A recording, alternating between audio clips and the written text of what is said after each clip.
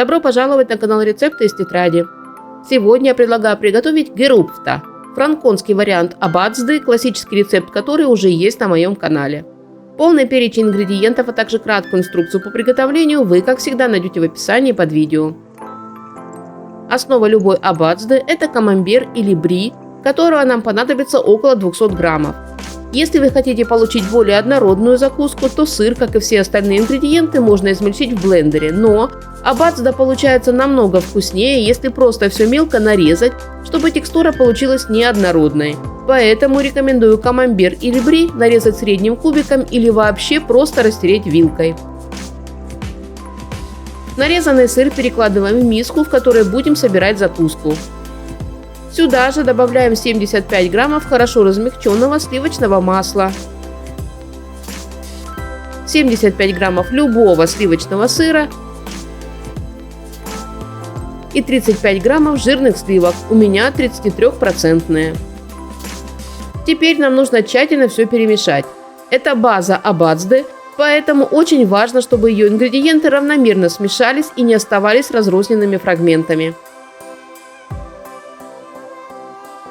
А теперь фишка этого варианта абацды. 50-100 граммов лимбургера, который достаточно часто называют вонючим сыром и который нужно нарезать мелким или средним кубиком. В зависимости от вашего личного восприятия этого сыра его можно добавить больше или меньше. Если для вас это вонючий сыр, то добавьте не больше 50 граммов. А если вы поймете его вкус и запах, то смело добавляйте 100 и больше граммов. На этом видео я впервые готовила этот вариант абацды, поэтому добавила только 50 граммов вонючего сыра. Впоследствии я использовала не менее 100 граммов лимбургера. Следующий ингредиент – 40-50 граммов красного лука, который необходимо нарезать мелким кубиком.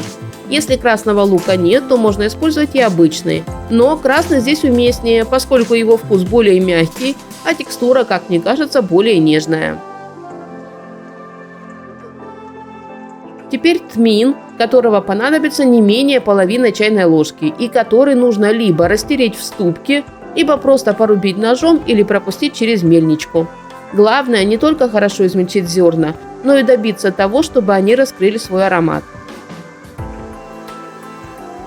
И последний обязательный ингредиент – половина столовой ложки паприки. Еще раз хорошо все перемешиваем, чтобы добавленные на этом этапе ингредиенты хорошо перемешались с базой абацды. Обязательно пробуем получившуюся закуску и, если необходимо, добавляем по вкусу соль. И снова хорошо перемешиваем герупфта.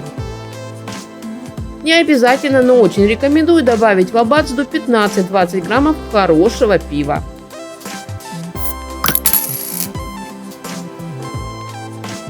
После добавления которого закуску, естественно, нужно еще раз тщательно перемешать.